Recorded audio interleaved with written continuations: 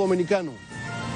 Me dirijo a ustedes esta noche porque estoy consciente que debido a las tensiones suscitadas por el intento de reformar la Constitución de la República con el propósito de hacer posible la reelección presidencial, hay mucha intranquilidad y nerviosismo en distintos sectores de la vida nacional y mucha angustia y ansiedad dentro de las filas del Partido de la Liberación Dominicana. Lo primero que debo decir al respecto es que, contrario a la percepción que ha querido crearse, mi observación a la referida reforma constitucional no obedece al hecho de que sea un ambicioso, un mezquino o un obstinado que desafía todos los obstáculos, aunque las circunstancias supuestamente no le favorezcan. Nada más descabellado. Mi observación no obedece a razones tan innobles. Resulta más bien de una convicción, de valores y de principios que he sustentado con mi propia conducta o proceder a lo largo del tiempo, cuando requerido por la dinámica de los acontecimientos he tenido que adoptar decisiones sobre el particular. Por ejemplo, muchos recordarán que durante mi primera gestión de gobierno, allá por el 1998, el entonces presidente del Senado, amable Aristi Castro, del Partido Reformista Social Cristiano, me hizo pública la propuesta de reformar la Constitución de la República a los fines de hacer posible la reelección presidencial. El senador Aristi Castro incluso me visitó a mi casa para persuadirme de la necesidad de realizar la susodicha reforma. Al senador Aristi Castro le agradecí su gesto de confianza hacia mi persona, pero inmediatamente le expresé mi desacuerdo con su proyecto de reforma constitucional. Pero el senador reformista no se daba por vencido. Poco tiempo después volvió, pero esta vez acompañado del doctor Donald Reed Cabral, quien también se sumó a la causa de la necesidad de la reforma del texto sustantivo de la nación. A ambos les reiteré mi negativa, pero había tal vehemencia y ardor en sus planteamientos que me pidieron visitar al doctor Joaquín Balaguer para escuchar directamente de sus labios el mensaje que me había estado transmitiendo. Visité a la legendaria figura de la política dominicana y hombre poseedor de una cultura enciclopédica en su residencia de la avenida Máximo Gómez, número 25. Allí conversamos sobre diversos tópicos, pero muy especialmente sobre el tema que nos concernía, el de la reforma constitucional para viabilizar la reelección presidencial.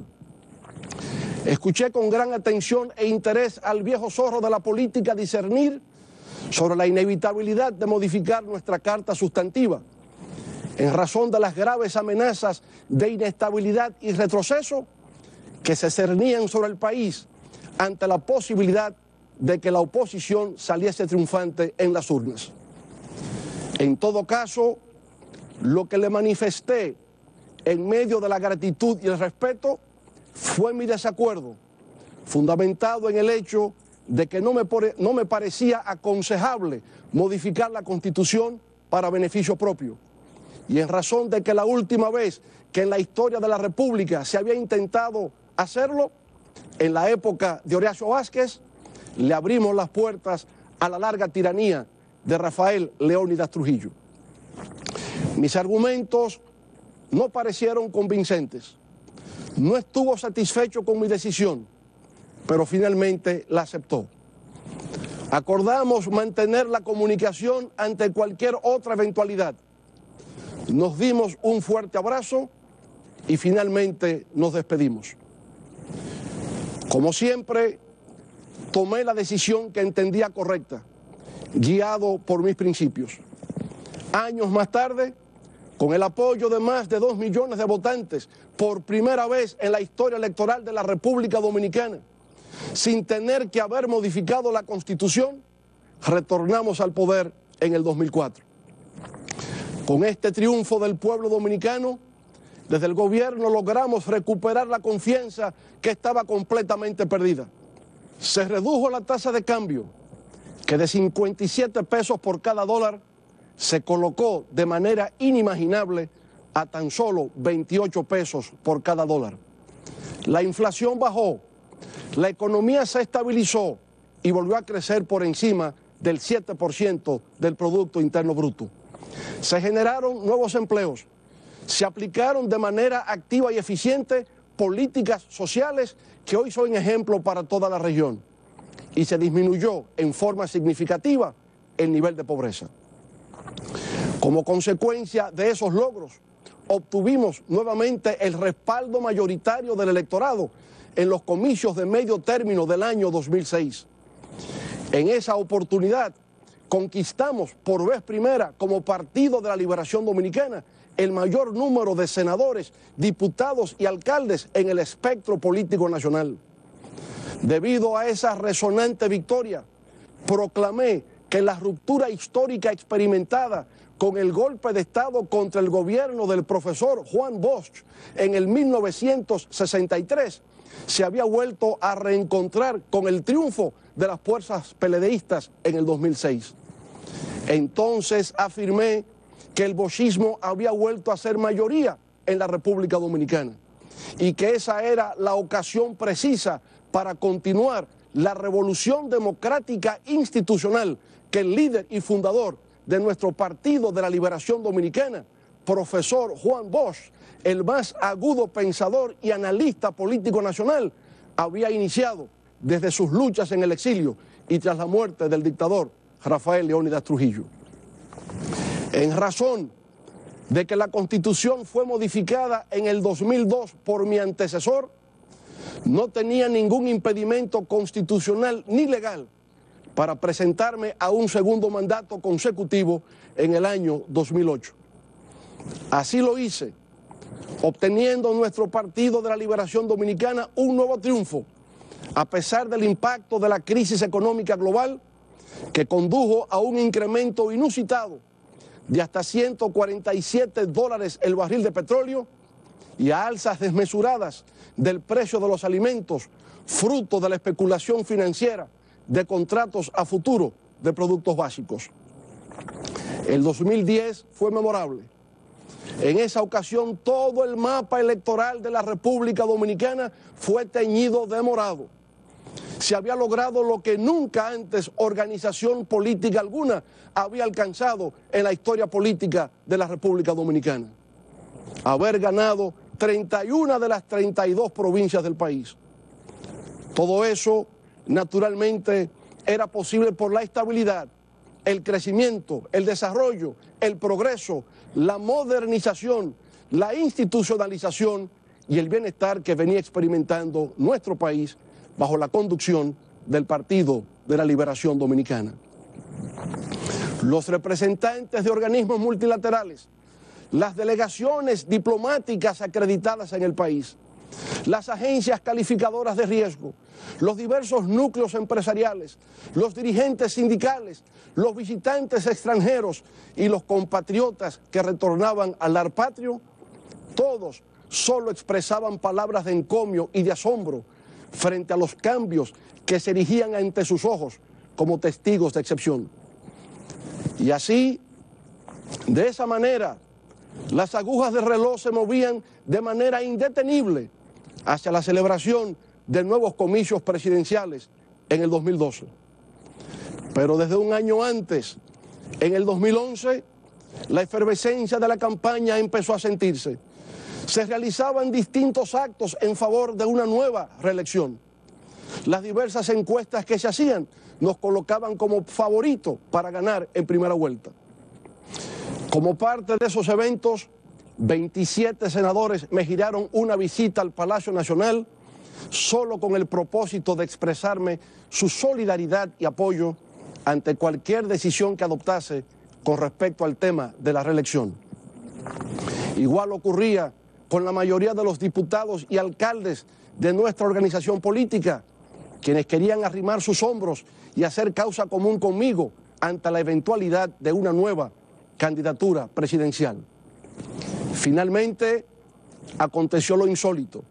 se celebró un solemne, apasionante y masivo acto en el Centro Olímpico Juan Pablo Duarte para hacer entrega de 2.400.000 firmas de ciudadanos en el que se nos solicitaba aceptar una nueva candidatura a la presidencia de la República por el Partido de la Liberación Dominicana.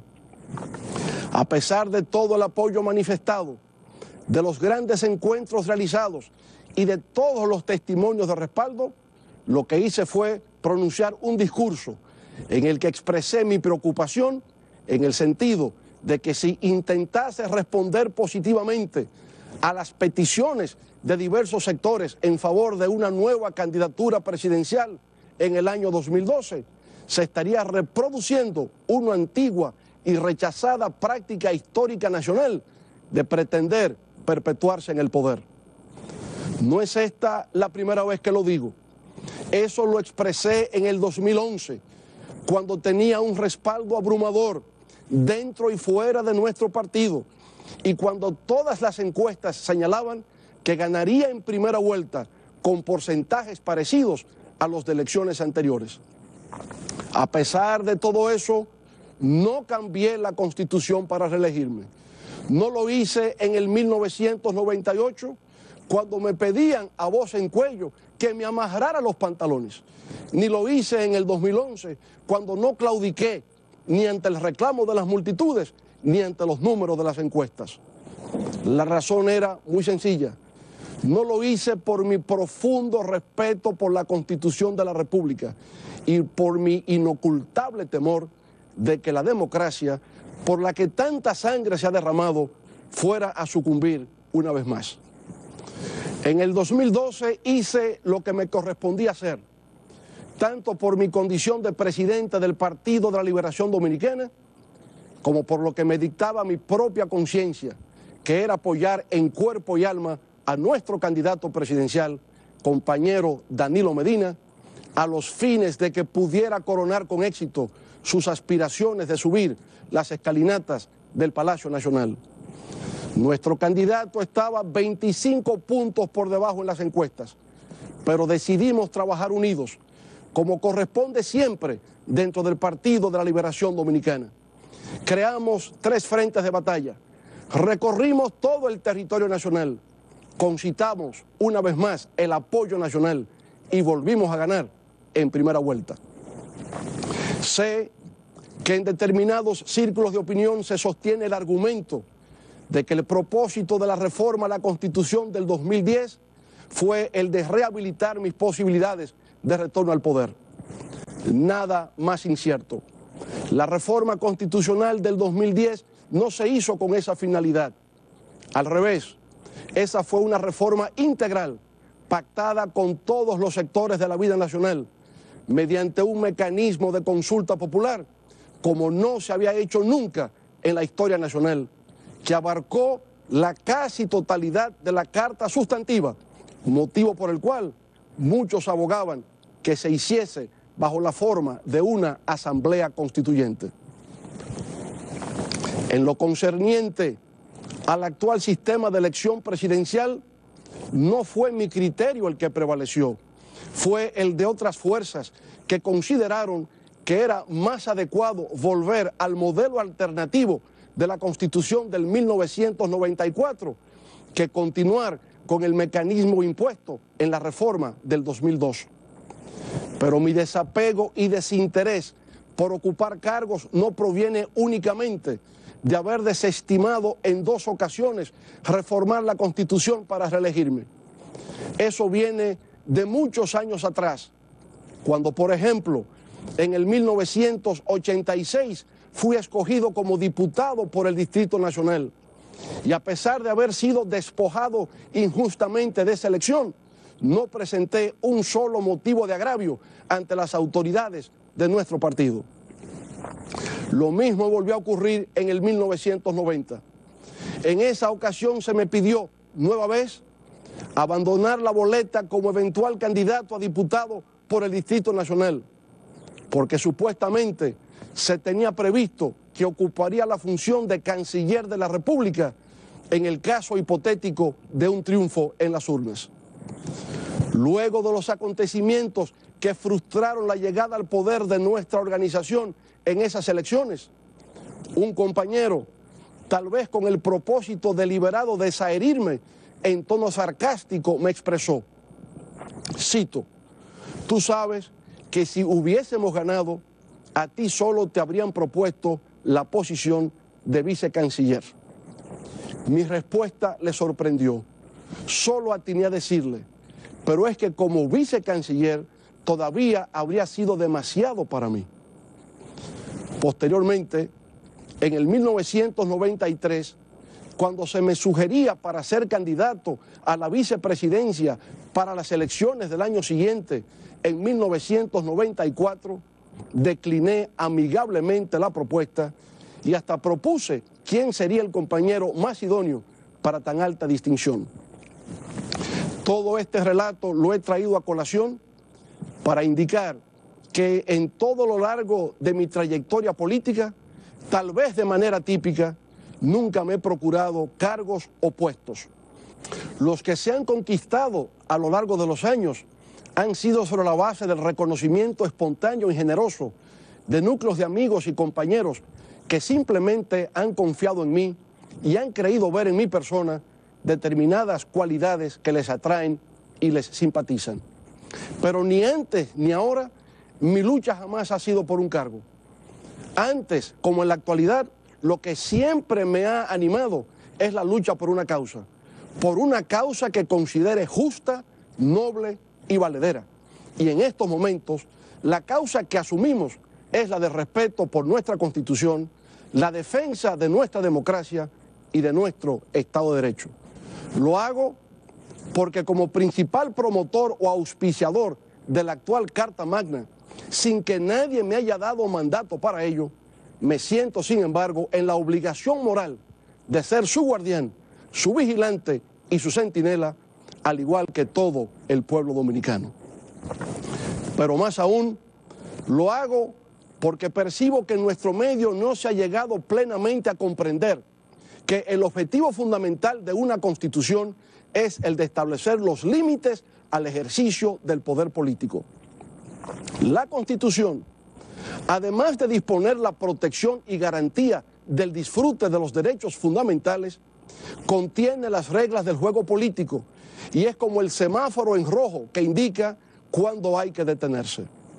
En la historia nacional ha habido quienes osadamente han modificado nuestra ley de leyes para continuar su marcha desenfrenada, aún con la luz en rojo. Y eso es lo que no podemos permitir que ocurra nunca.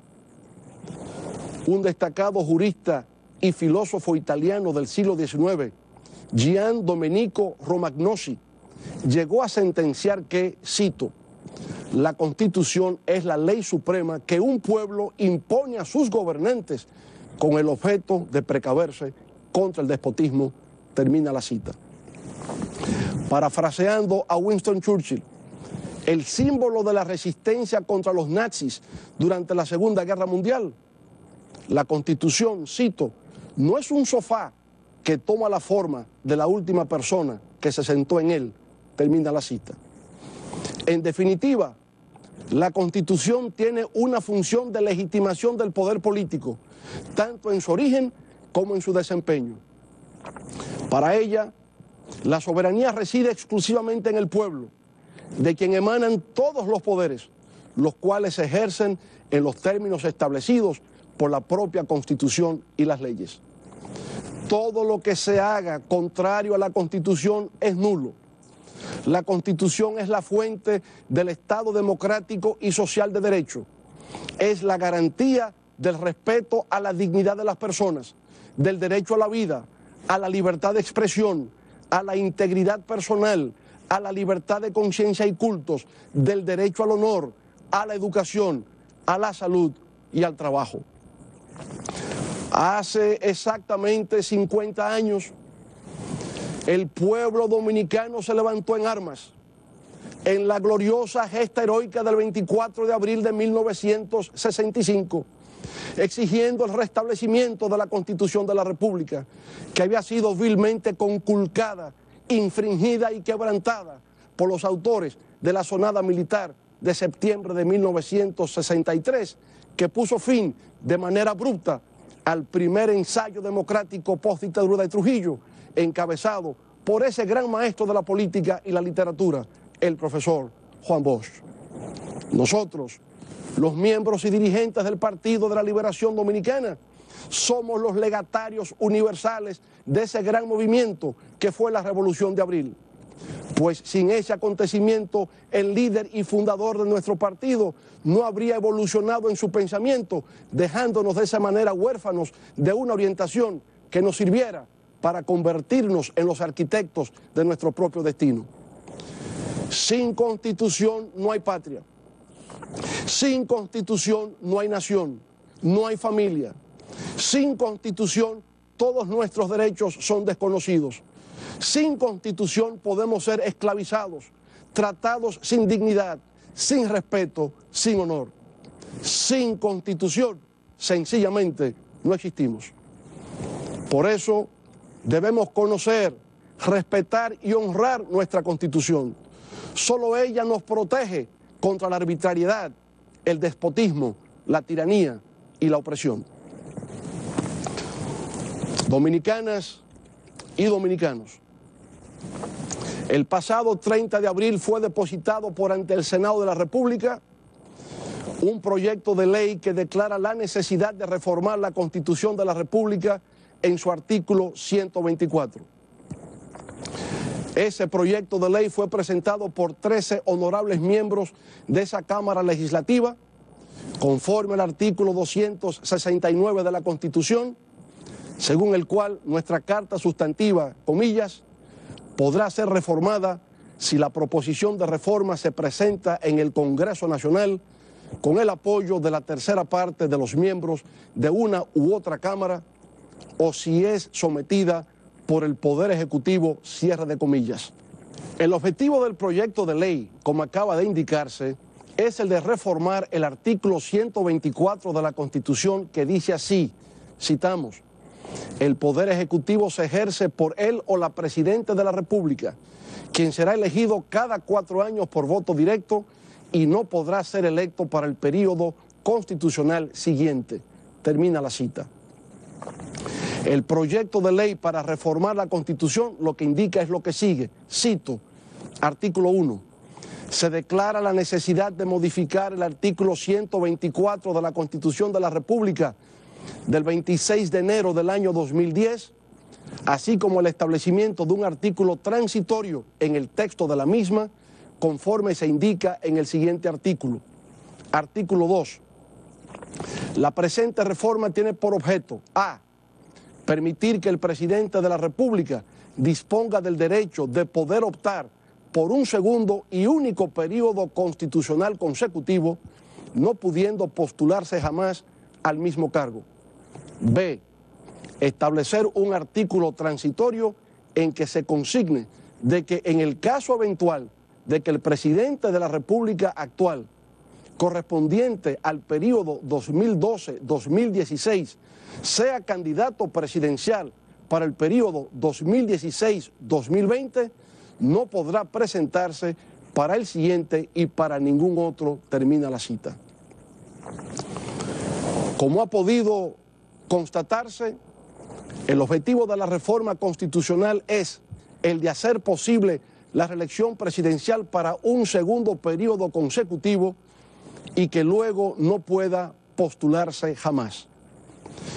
Como he expuesto de manera consistente, estando en el poder o fuera de él, siempre he estado de acuerdo con la reelección presidencial como figura jurídica, porque en realidad 4 años resultan pocos para un gobierno que está realizando una buena labor. Por eso, en el caso de que así lo contemple la Constitución, al momento de iniciarse el mandato presidencial, como fue mi caso en el 2008, lo ideal es que el pueblo decida en las urnas y que el representante del Poder Ejecutivo pueda tener la oportunidad de reelegirse para un segundo periodo consecutivo. Ese es el modelo norteamericano, que empezó como costumbre cuando luego de haber agotado 2 periodos consecutivos de 4 años, George Washington, el primer presidente no solo de los Estados Unidos, sino del mundo, pasó a retiro. Esa práctica continuó con John Adams, Thomas Jefferson, James Madison, James Monroe y todos los ejecutivos norteamericanos, hasta Franklin Delano Roosevelt, que por el hecho de la Gran Depresión en la década de los 30 y la Segunda Guerra Mundial, fue electo 4 veces para ocupar la Casa Blanca.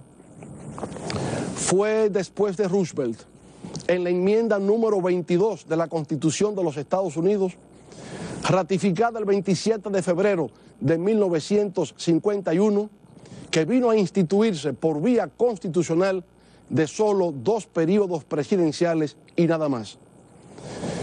Pero ni siquiera en nuestra propia región de América Latina y el Caribe, ese sistema norteamericano tiene carácter de validez universal. En México, por ejemplo, es un solo periodo de 6 años, llamado sexenio. En Colombia, después del presidente Álvaro Uribe, 2 periodos de 4 años. Igual en Argentina. En Brasil son 2 periodos consecutivos, brincar el tercero y poder volver. En Chile y Uruguay es igual que aquí, en la República Dominicana. Un periodo sí y otro no. En Venezuela es indefinido. En resumen, lo que quiero hacer significar es que no existe un modelo o patrón único de agotamiento de periodos presidenciales aceptado de igual manera por todos. Por tanto, no es válida la idea de que la reelección presidencial por su propia naturaleza es mala. No es así. Si hubiese tenido esa creencia, no habría sido candidato a la reelección en el 2008 para un segundo periodo consecutivo. El debate actual, más bien, gira en torno a si es apropiado, si es correcto modificar la Constitución con el único propósito de hacer posible la reelección presidencial. Por mi trayectoria personal, ya se sabe que no soy partidario de ese tipo de acción. Me inclinaría por el criterio de realizar esa modificación cuando recaiga en un momento que no beneficie al incumbente, esto es, al presidente de turno, para de esa manera no resquebrajar la institucionalidad. Más aún, considero que en caso de trascendencia tal como el de una modificación a la Carta Magna, que involucra el interés de la nación, la fórmula más adecuada y eficaz para salir hacia adelante es mediante el diálogo, la construcción de consensos y de unificación de criterios, tanto dentro del propio partido como en toda la sociedad dominicana. Así se hizo con la reforma constitucional del 2010, en la que las distintas organizaciones cívicas del país fueron invitadas a participar de una consulta popular, en la cual expresaron sus propuestas sobre cómo debía quedar organizado el Estado dominicano del siglo XXI. En adición al mecanismo de las consultas populares, se creó una comisión de 15 juristas expertos en derecho constitucional que contribuyeron con el diseño técnico jurídico final de las propuestas. De esa manera, en comunicación constante con todas las fuerzas vivas de la nación, en forma abierta y democrática, se realizó la más profunda y progresista reforma constitucional en nuestro país después de la histórica y emblemática del año 1963. En síntesis, aunque desde mi perspectiva no es lo más idóneo ni es lo más apropiado, tampoco es que una constitución no pueda modificarse para hacer posible un segundo mandato presidencial consecutivo. Desde el punto de vista jurídico, se puede. Lo que ocurre es que tiene que hacerse respetando el procedimiento consagrado en la propia Constitución.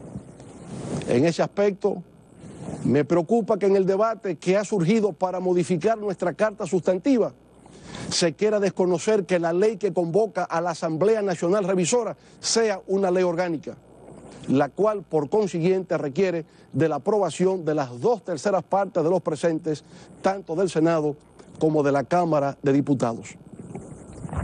Se comprende que si para someter dicho proyecto de ley se requiere que no sea un solo senador o un solo diputado, sino una tercera parte de los miembros del Senado o una tercera parte de los miembros de la Cámara de Diputados, es porque se trata de algo no ordinario, sino de algo especial.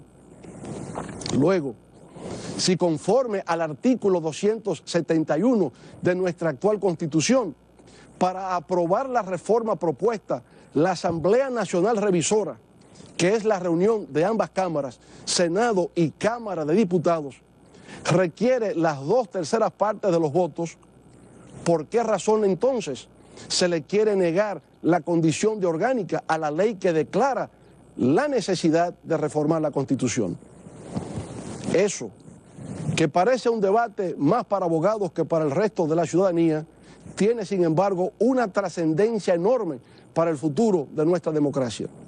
Porque lo que estamos discutiendo es si nuestra Constitución debe ser rígida o flexible. Si es rígida, es difícil de modificar, que es lo que se desea para cualquier constitución en el mundo. Si es flexible, entonces se hace susceptible de ser modificada por cualquier capricho, quebrantándose de esa manera el Estado de Derecho. Pero además, me preocupa que se tejan ardides y se elaboren argucias para eludir el hecho de que una reforma como la que se está planteando requiere de algún mecanismo de legitimación popular, como sería el caso, por ejemplo, de un referendo aprobatorio. Para aspirar a reformar la actual Constitución de la República y hacer posible la reelección presidencial, se parte de la premisa del enorme respaldo que recibe el presidente de la República en las distintas mediciones o encuestas que se realizan. Sobre esa base se ha levantado la consigna que se lee en letreros en distintas partes del país, de que el pueblo es el que manda. Yo personalmente comparto esa opinión. Ciertamente, el pueblo es el que manda. Y si es así, entonces dejemos que sea el pueblo el que efectivamente se exprese mediante la realización de un referendo aprobatorio para que diga directamente si quiere o no quiere la reforma constitucional conforme al artículo 272 de nuestra Constitución. Ese sería un ejemplo hermosísimo de democracia directa, como nunca antes se ha visto en la historia nacional. De esa manera, nuestro Partido de la Liberación Dominicana estaría a la altura de las grandes expectativas nacionales, se cubriría nuevamente de gloria y dejaría escrito un nuevo capítulo ejemplarizador en las luchas de nuestro pueblo por la democracia y la libertad. Yo mismo me sumaría con entusiasmo a esa gran jornada cívica. Recorrería el país nuevamente junto a todo el que se sienta identificado conmigo en favor de que el pueblo manifieste su voluntad en favor del cambio a la Constitución.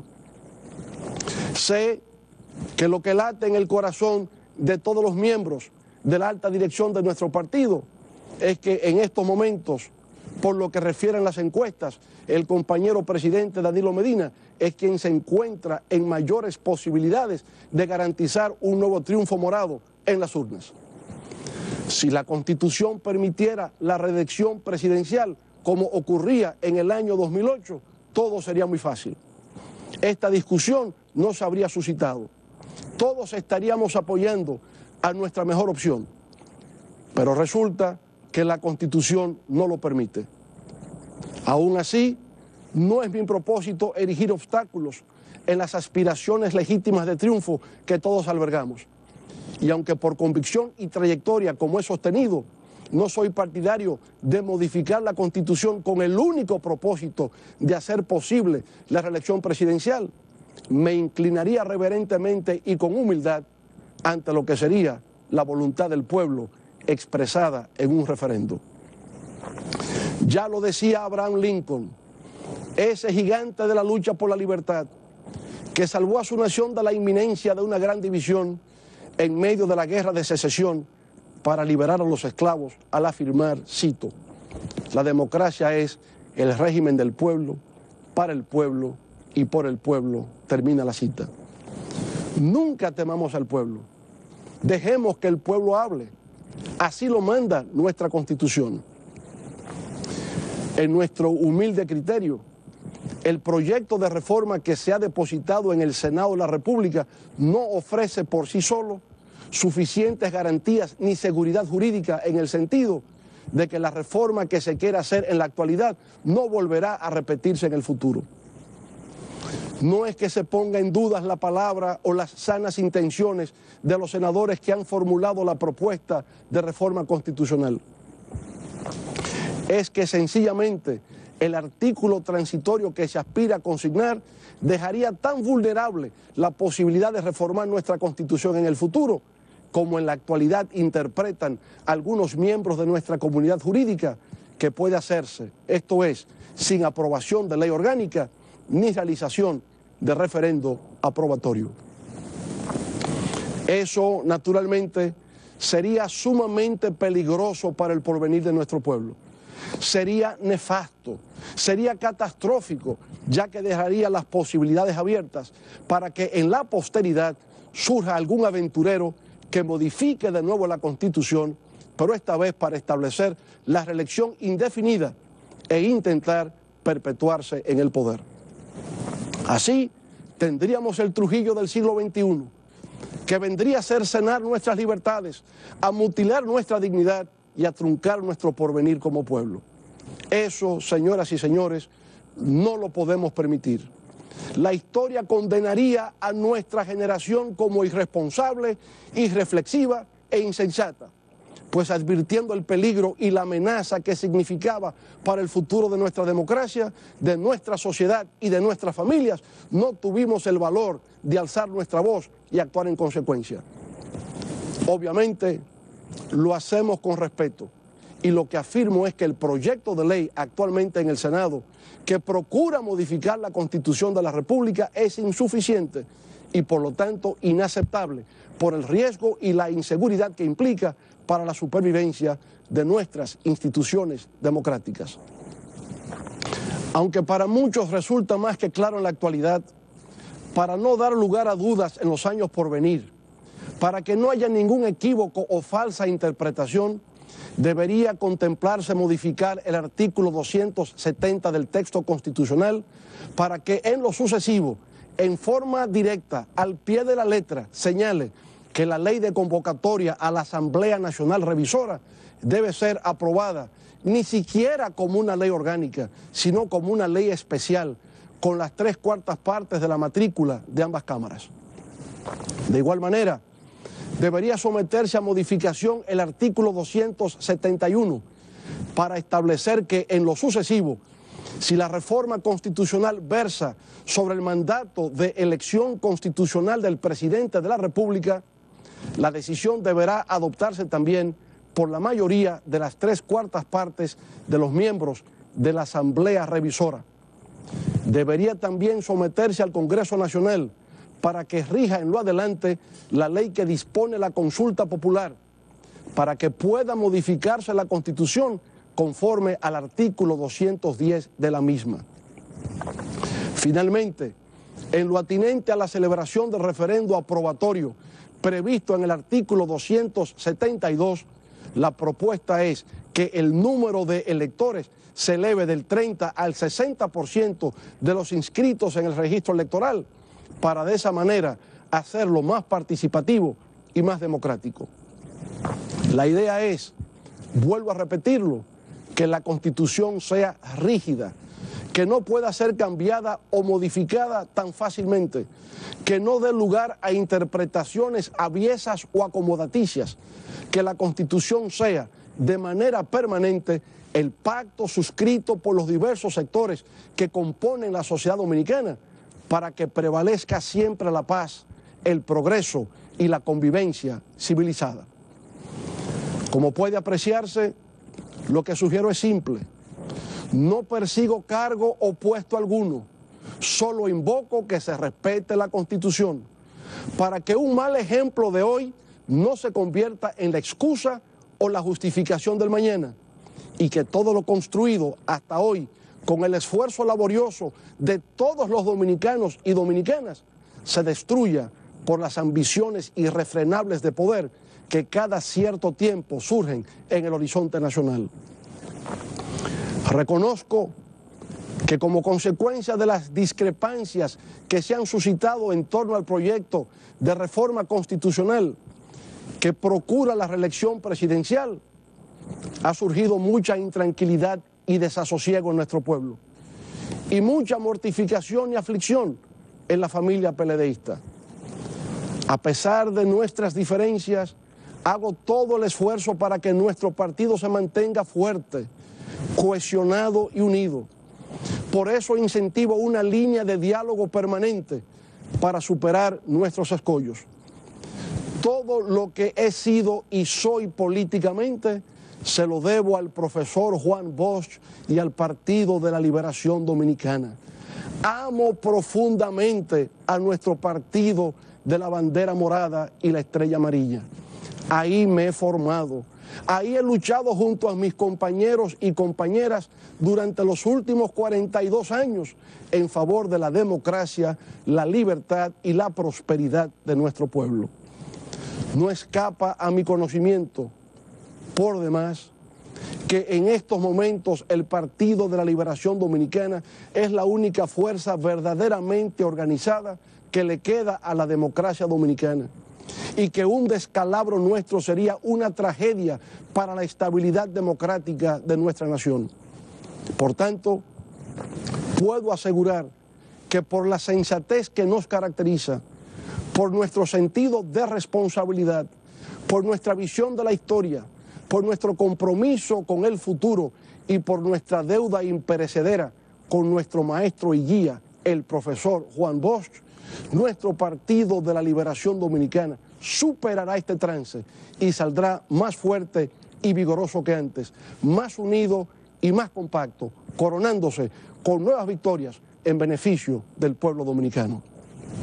En cuanto a mí respecta, sé que desde que culminó mi última gestión de gobierno en el 2012, he estado en el ojo del huracán de intereses en conflicto y ambiciones desmedidas de poder que han procurado hacer mi voz irrelevante en el escenario político nacional. De manera sistemática, como tal vez nunca antes ocurriera con figura pública alguna en la vida del país, se ha intentado degradarme, deshonrarme y hacerme añicos. Sin embargo, no se ha logrado, ni se logrará, pues como dice la palabra, nadie que ha confiado en Dios ha quedado defraudado. Por eso cada día salgo protegido al hacer mío el Salmo 23, diciéndome: Jehová es mi pastor y nada me faltará. Me guiará por sendas de justicia, y aunque ande en valle de sombra de muerte, no temeré mal alguno, porque tú estarás conmigo.